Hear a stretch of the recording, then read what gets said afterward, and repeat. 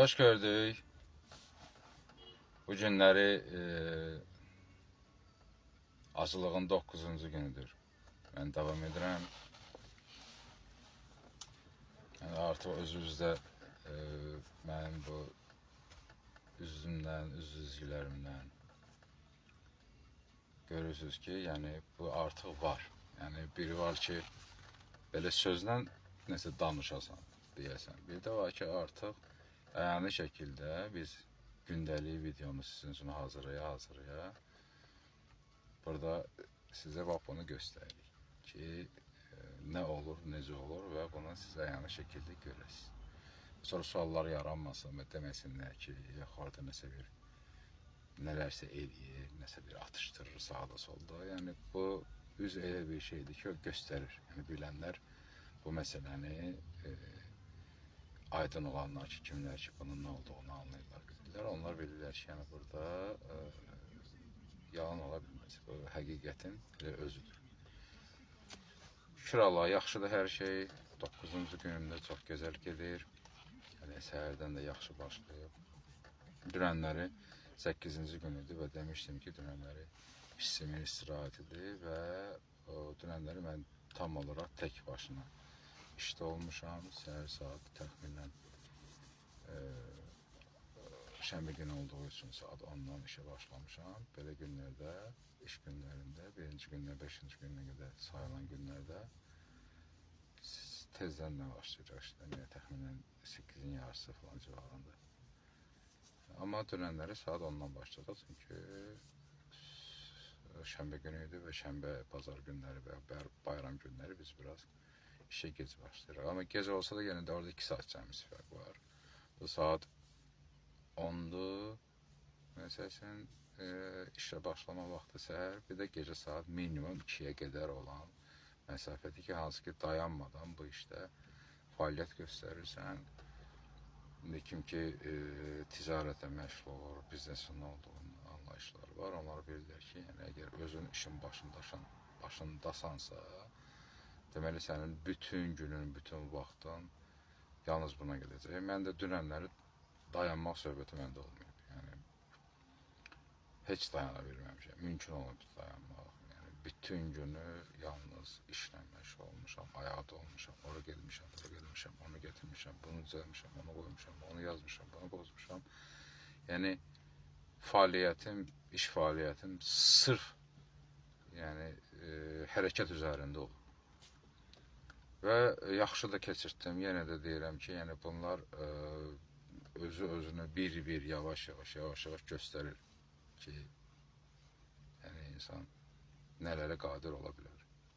Yəni insan orqanizmi nələrə malikdir və sən ondan onu götürə bilərsən və sən onu davam edə bilərsən.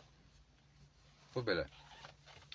9-cu günümüz gedir. Yaxşıdır hər şey. İnşallah hər halda mən dediyim vaxta qədər gəlib çatdıraram.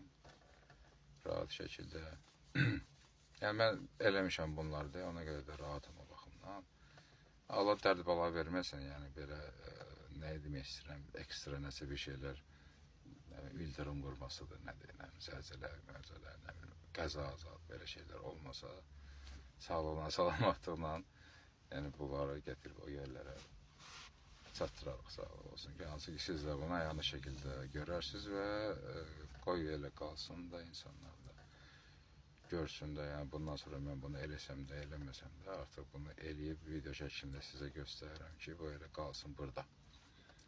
Hər kəs də onu izləyə bilsin. Sabah da, 1 il sonra da, 5 il sonra da, 10 il sonra da, nə bilim, 20 il sonra da, nə vaxt olsun bu hər zaman yəni fayda verəcək. Mən bu həyatda olsam da, olmasam da, yəni bu sizin üçün artıq yəni bir başlanğıc kimi bir təkan olar və o daima bu platforma işlədikcə də bu sizin üçün burada yəni bir mənbə olaraq qalacaq.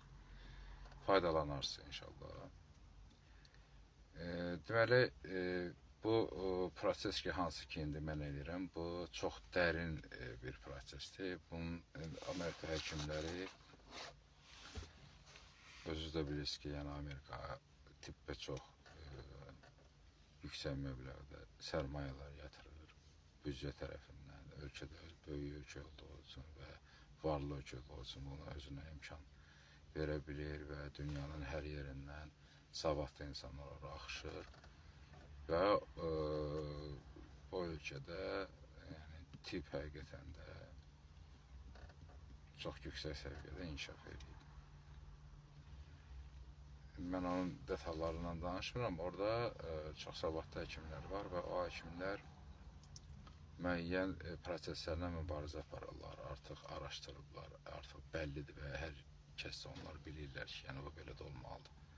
Amma onların qarşısına alırlar, əlbəttə ki, bürokratiya hər yerdə var. İstəyir dünyanın ən inkişaf edilmiş ölkəsi olan Amerika Birləşmiş Ştatları istəyir, başqa ölkələr olsun, fərq eləmir. Yəni, banan ölkələrindən tutmuş, ən dünyanın inkişaf edilmiş ölkələrinə qədər bugünkü gündə və inkişaf eləməkdə olan ölkələrə qədər hamısında var. Yəni, bu bürokratiya olan şeydir. Və bununla əlbəttə ki, mübarizə aparmaq lazım. Mübarizənin də yolları var. Ölkənin idarəçiliyinə uyğun olan formada mübarizələr aparır. Yəni, ölkə necə idarə olunursa, ölkədə sistem necəsə ona uyğun. Amerika çox azad bir ölkədir və orada da həkimlər ondan mübarizə aparmaq yollarını da çox gözəl bilirlər, çox da rahatdır orada və onu artıq internet şəbəkələrində də yayırlar və mən əvvəllər başlayanda bu məsələlərə demişdim ki, yəni biz demək olar ki, həmin o məsələləri sizin üçün tərcümə edirik. Yəni, öz ana dilimizdə tərcümə edib onların dediklərini sizə deyirik ki, yəni bunlar bax necə olur. Və praktik şəkildə də özümüz hansılar ki, həyata keçirmişik və onları da sizə praktik şəkildə də göstəririk. Əyani şəkildə siz onu görürsünüz ki, yəni biz onu danışa-danışa da eləyirik, mən kimi insanlar və bunu siz görürsünüz. Bu proses o qədər faydalı bir prosesdir ki, hətta bugünkü gündə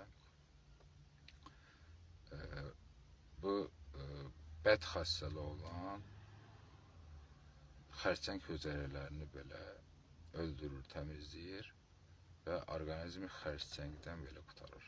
Siz təsəvvür edin ki, necə bir şeydir. Yəni, bunu belə sözlə, adi şəkildə qıraqdan kimsə eşidər, nə bilim, deyər, onun üçün çətin gələr, yəni, deyər ki, yəni, bu nə danışır da, hani sözü də, rakı heç kim dərmanını tapa bilməyib. Amma artıq bu xərçəng xəstəliyinin immun çatışmamazlığı deyirlər. Onun immun çatışmamazlığını düzəlmək üçün həmin bu autofagiya olmalıdır. Autofagiya, mən öncədən də demişəm, nədir? Autofagiya orqanizmin özünü sağaldan, özünü təmizləyən, bərpa edən bir sistemdir. Hansı ki, aclıq zamanı gəlir. Yəni, sən az qaldığın zaman bu proses işə düşür və bütün orqanizmi sağaldır. Nə qədər sağalda bilirsən, nə qədər imkan varsa onlara, yəni artıq qocalan hüceyrələr, qocalan hissələr ki var orqanizmdə, onları tam bərpa etmək mümkündür, onların bir vaxtı zamanı var, amma bunlar mümkün olan şeyləri hamısını orqanizm özü təbii şəkildə eləyir, heç bir dərman vasitəsi, heç bir kənardan müdaxiləyə imkan olmur. Nəyə görə bu